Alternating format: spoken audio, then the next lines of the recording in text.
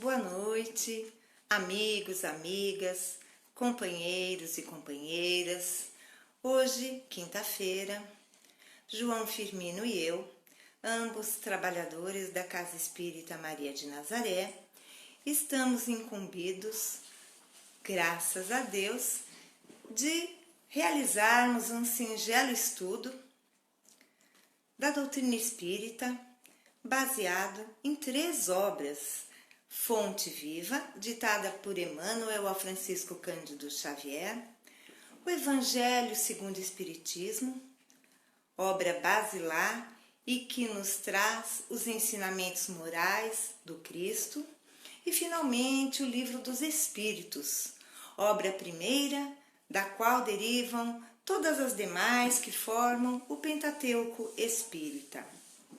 É uma alegria renovada estarmos juntos todas as quintas-feiras, sempre neste horário. Antes de iniciarmos com uma prece, eu gostaria de avisar a todos que no próximo sábado, dia 11 de julho, entre 15 e 16h30, Sérgio e Fabiana, ambos trabalhadores da Casa Espírita Maria de Nazaré, estarão aguardando por aqueles que puderem colaborar conosco, doando mantimentos, roupas, calçados, produtos de higiene, de limpeza, às famílias cadastradas na campanha de fraternidade Alta de Souza, repetindo, sábado, entre 15 e 16h30.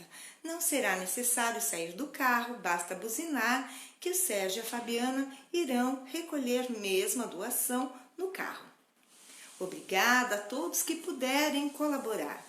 E agora vamos juntos, unindo os nossos pensamentos, nossos corações, para agradecermos a este momento que nos reúne a todos. E bem disse o Cristo: onde estiverem 2 ou 3 falando em seu nome, ali ele estará.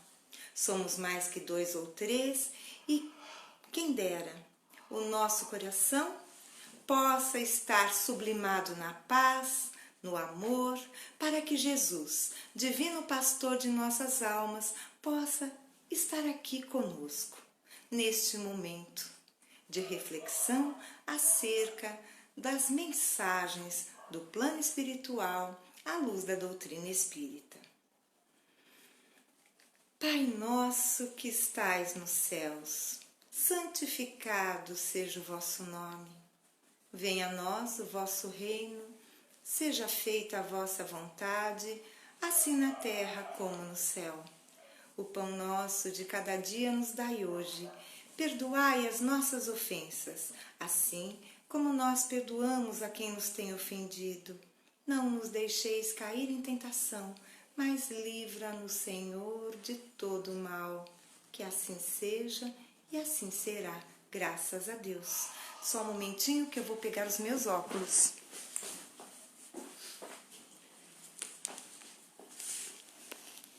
Agora sim. Meus amigos, a lição do Fonte Viva que nós iremos abordar é a de número 171, obra Fonte Viva. O tema da mensagem é testemunho. E as mensagens do Fonte Viva sempre se iniciam com um trecho de um evangelista, de um trecho do Novo Testamento. E o trecho de hoje é: pois para isto é que fostes chamados, porque também o Cristo padeceu por vós, deixando-vos exemplo para que lhe sigais as pegadas. Pedro 2:21. Muitos se queixam da luta moral em que se sentem envolvidos depois da aceitação do Evangelho. Em caminhos diferentes, sentem-se modificados, não mais mergulham nas correntes escuras da vaidade, não mais se comprazem no orgulho, não mais se compadecem com o egoísmo, não mais rendem culto à discórdia. E, por isso, de alma desenfaixada, por perderem velhos envoltórios da ilusão, reconhecem que a sensibilidade se lhes aguça, agravando-lhes as aflições na romagem do mundo. Sentem-se expostos a doloroso processo de burilamento e admitem padecer, mais que os outros, angustiosas provas. Mas, na sublimação espiritual de que oferecem testemunho, outros filhos da terra tomam contato com a Boa Nova, descobrindo as excelsitudes da vida cristã e estendendo-lhe a luz divina.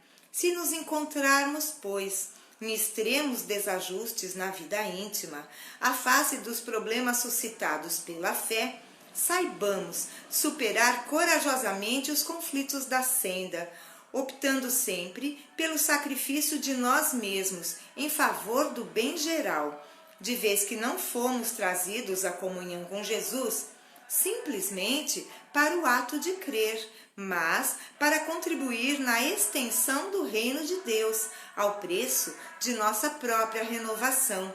Ninguém recue diante do sofrimento. Aprendamos a usá-lo na edificação da vida mais eficiente, em frutos de paz e luz, serviço e fraternidade, bom ânimo e alegria, porque, segundo o Evangelho, a isso fomos chamados, com o exemplo do Divino Mestre, que renunciou em nosso benefício, deixando-nos o padrão de altura espiritual que nos compete atingir. Esta é a mensagem de hoje. E para comentar a mensagem de hoje, lição número 171, do livro Fonte Viva, cujo tema é Testemunho, eu chamo o João para tecer os comentários.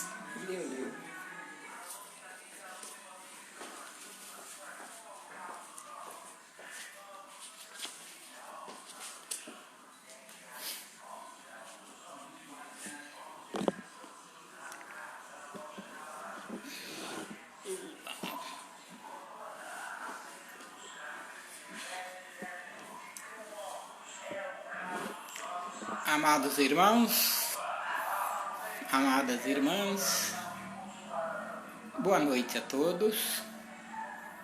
Estamos aqui, eu e a Vânia, para darmos continuidade às nossas atividades de todos os dias, falando do Evangelho de Jesus, falando do Mestre e seus feitos, falando dessa doutrina consoladora, confortadora, esclarecedora. O livro Fonte Viva faz parte de um quarteto que Emmanuel nos ditou através do nosso querido Chico Xavier. Nós temos Fonte Viva, Pão Nosso, Vinha de Luz e Caminho, Verdade e Vida. Na sequência, mais ou menos isso. Eu não vou me ater muito a esse detalhe, mas são 4 obras de excelente conteúdo evangélico e que vale a pena mantermos o hábito de essas obras em textos periódicos e até brincando um pouquinho, porque cristianismo é alegria, doutrina espírita é alegria. Algumas pessoas acham que o espírita tem que ser sério, sisudo, altamente comprometido ali e não pode ter alegria, né? Então nós vamos brincar um pouquinho. Hoje nós estamos na página do Fonte Viva 171 do amor, né? Da caridade, da vivência com alegria, levar luz àqueles que estão em sofrimento nas trevas. É muito importante, principalmente nesses momentos que estamos vivendo, né? Uma pandemia, uma certa apreensão, angústia. um certo medo do que pode acontecer com todos nós, porque somos criaturas que acreditamos na vida após a morte, mas nós queremos continuar aqui ainda, né? E eu já estou com quase 171, completei agora, aliás, estou com quase 71, né? Completei 70 anos agora em maio, 7.0, e estamos caminhando. E dizem que quando a gente passa para o outro lado, é um ditado popular que vamos descansar, né? Mas estou preferindo ainda ficar cansado aqui, trabalhando, cansando um pouquinho, porque isso é muito importante. Muitos se queixam da luta moral em que se sentem envolvidos depois da aceitação do Evangelho. Vejam vocês, né? Aceitar o Evangelho de Jesus é aceitar a luz, é aceitar a verdade, mas também é aceitar trabalho, é aceitar policiamento dos nossos atos, é assumirmos compromissos conosco mesmo ante a responsabilidade que os espíritos responsabilizados, envolvidos, de trazer para todos nós, dando dinâmica, dando, diríamos assim, um corpo didático à promessa do Mestre Jesus de nos enviar o Consolador prometido. E esse Consolador é a doutrina espírita, que vem dar continuidade àquele trabalho que fora iniciado pelo Mestre Jesus, de trazer e mostrar para nós a boa nova, a verdade esclarecedora, algo que pudesse confortar-nos ante as nossas dores, os nossos sofrimentos, e uma verdade que viria, vamos dizer assim, tirar o mito da morte. Alguns estudiosos, alguns trabalhadores da doutrina até costumam dizer que o Espiritismo matou a morte, né? Desmistificou esse mito de que a morte é um pavor, é algo ameaçador, que aquela senhora que vinha com a foice nas costas para nos aterrorizar e nos tirar a vida, é um mito. É algo que, por certas conveniências, né, fora criado pelas religiões que antecederam o Espiritismo, antecederam o advento do Consolador prometido. E esse Consolador prometido está personificado na fala dos Espíritos do Senhor, naquele trabalho que fora elaborado criteriosamente por toda a equipe de Espíritos da Verdade, veio trazer luz a todos os cristãos da época do Cristo, pós-Cristo e até a atualidade.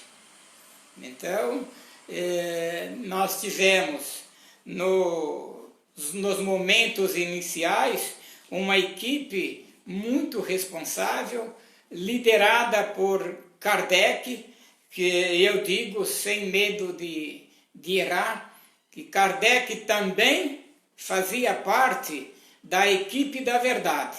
Coube a ele a responsabilidade de vir, encarnar e dar um corpo didático à mensagem dos Espíritos, liderar aqui no plano físico o trabalho que do alto estava sendo presidido, coordenado pelo próprio Mestre Jesus, e uma outra equipe fantástica de espíritos desencarnados que estava ali ao lado de Allan Kardec e outros. Eu às vezes costumo dizer que, e digo sem medo de errar, que inclusive Pestalozzi era também parte dessa equipe da verdade. Coube a ele fundar um colégio de ensino confiável, altamente para os padrões da época, para dar um ensino de respeito, de credibilidade a Allan Kardec, e depois ele continuasse o seu trabalho, e tanto que quando Kardec assumiu o compromisso de vir e reencarnou aqui na Terra, o Colégio Pestalozzi estava em ascensão, uma alta. Depois, com o advento da doutrina espírita, Kardec começou já a assumir o seu trabalho de trazer para todos nós, dando corpo didático ao trabalho dos espíritos, fazendo jus à promessa do mestre querido. O Colégio Pestalozzi foi entrando em declínio, acabou fechando. Por quê? Porque a sua missão já estava consumada. Então, a Vânia até já me deu um sinalzinho aqui que nós temos ainda mais duas obras para falarmos, então vamos deixando aqui que ela venha, assuma, e a gente vai continuar vibrando. Se for possível, ainda volto no finalzinho para falar algumas coisas. Senão, ela tem competência também para tocar o nosso trabalho até o final.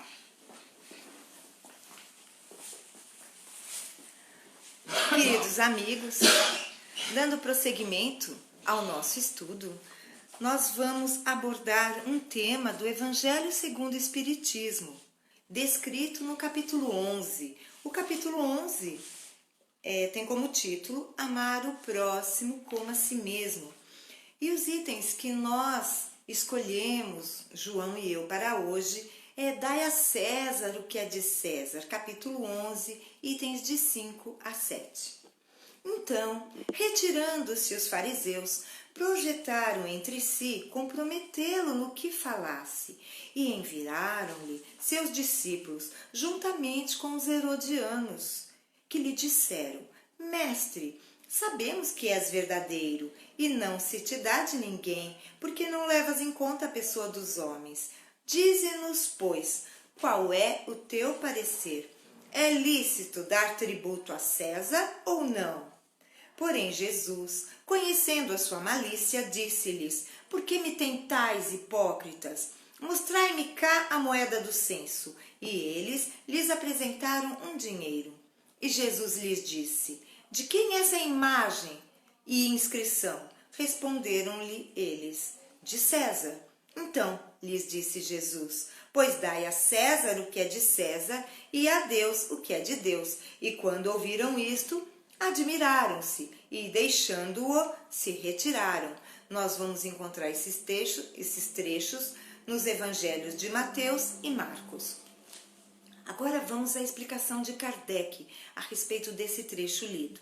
A questão proposta a Jesus era motivada pela circunstância de haverem os judeus transformado em motivo de horror o pagamento do tributo exigido pelos romanos, elevando-o a problema religioso. Numeroso partido se havia formado para rejeitar o imposto.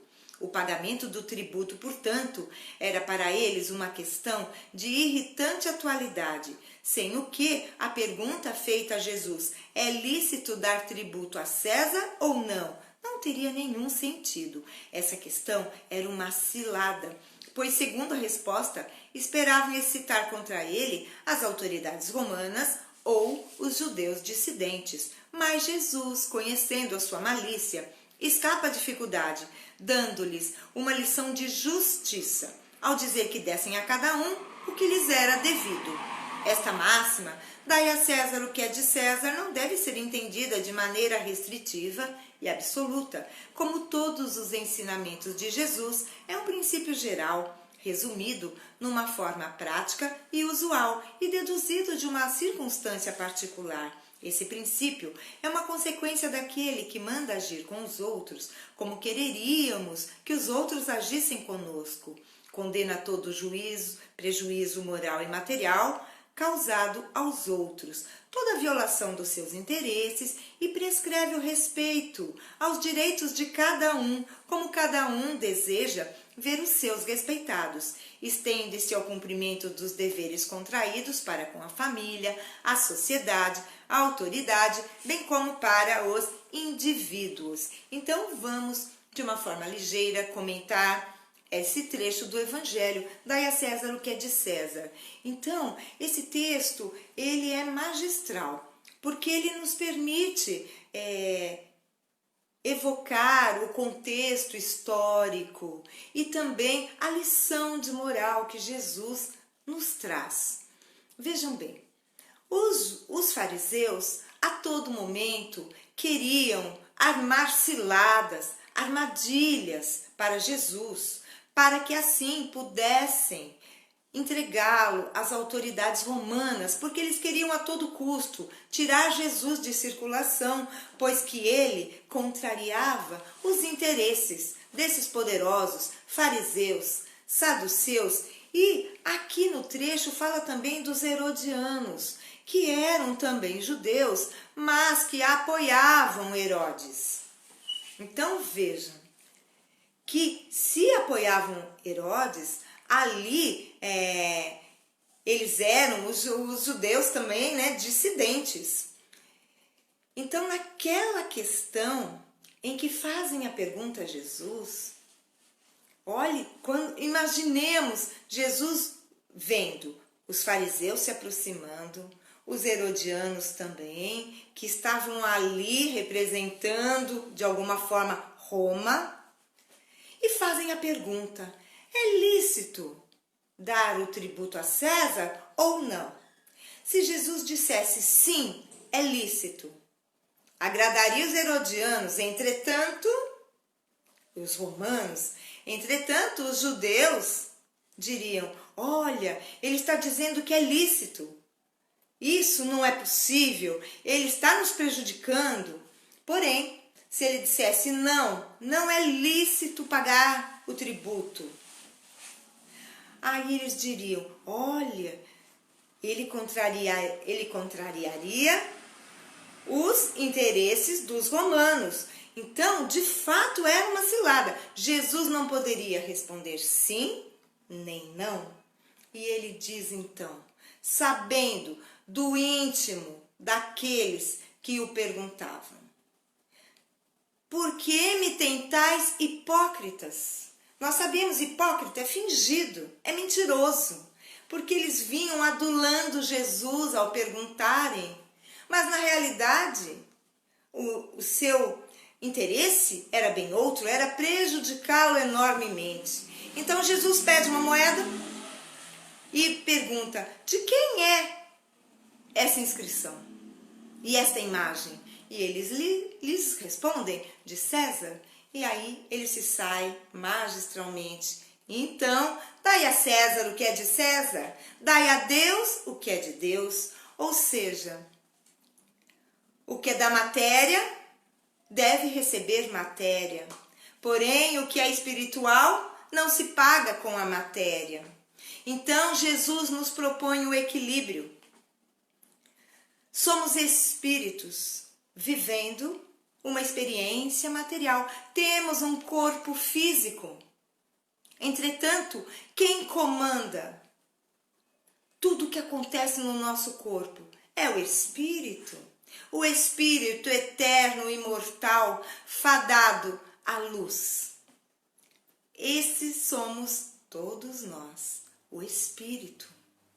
Então, Jesus nos propõe. Nós não podemos simplesmente, num dado momento, dizer, não pago mais imposto. Com a desculpa de que talvez os nossos governantes não nos retornem na proporção ou na justa medida em que pagamos os impostos. Entretanto, deixar de pagar também é receber indevidamente os benefícios que os impostos, o pagamento dos impostos podem nos dar. Então, Jesus, de fato, nos propõe o equilíbrio de entendermos que somos uma dualidade, espírito e matéria.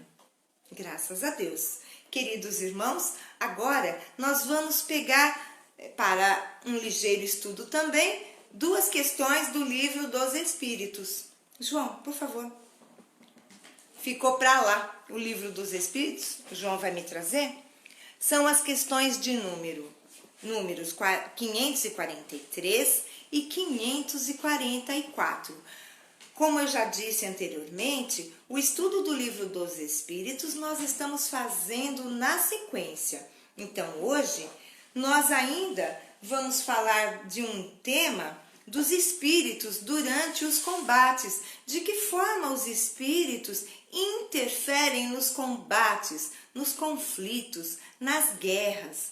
Então, a pergunta de número 543 diz o seguinte: certos espíritos podem influenciar o general na concepção dos seus planos de campanha? Então, nós sabemos que o general é aquele que é o mentor da tropa, é ele que tem, que imagina as estratégias. Então, Kardec pergunta aos espíritos se o general pode ser influenciado pelo plano espiritual. Qual é a resposta? Sem nenhuma dúvida, os espíritos podem influenciá-lo nesse sentido, como em todas as concepções. Ou seja, ele pode ser influenciado sem sombra de dúvida. Mas não é só o general, nós somos influenciados o tempo todo. Compete-nos escolher o bem, compete-nos escolher o que é bom, mas que nós somos influenciados sim, porque numa das perguntas do livro dos Espíritos, Kardec indaga se os espíritos interferem nas nossas vidas, ao que os espíritos, os imortais, respondem, muito mais do que podeis supor. Então, sim, o general pode sim ser influenciado e vai depender, é claro, da sua natureza, de como é intimamente esse general. Ele é uma pessoa com tendência ao bem? Ou ele é uma pessoa arrogante, orgulhoso, maldoso? Porque inteligência nem sempre se faz acompanhar proporcionalmente da moralidade, nós sabemos disso. 544. Os maus espíritos poderiam suscitar-lhe planos errados, com vistas à derrota? Olha a pergunta. Kardec está indagando se os espíritos, os maus espíritos, podem fazer com que o general seja influenciado de forma a que o seu plano leve toda a tropa à derrota, a um morticídio. Então, olha o que os espíritos respondem. Sim, podem sim. Mas não tem ele, o general, o seu livre-arbítrio? Se o seu raciocínio não lhe permite distinguir uma ideia certa de uma falsa, terá de sofrer as consequências e faria melhor em obedecer do que em comandar.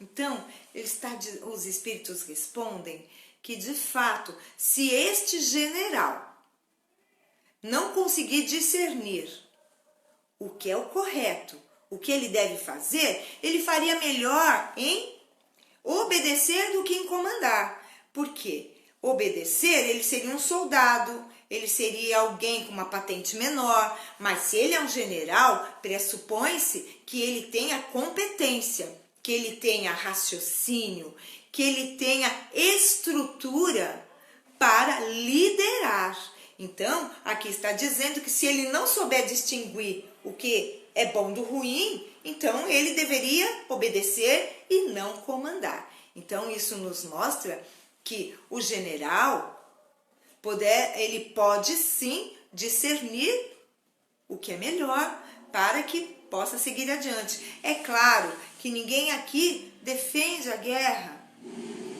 mas infelizmente, devido às nossas imperfeições morais, ainda assistimos tristemente a esses cenários de guerras, ainda hoje, em pleno século XXI.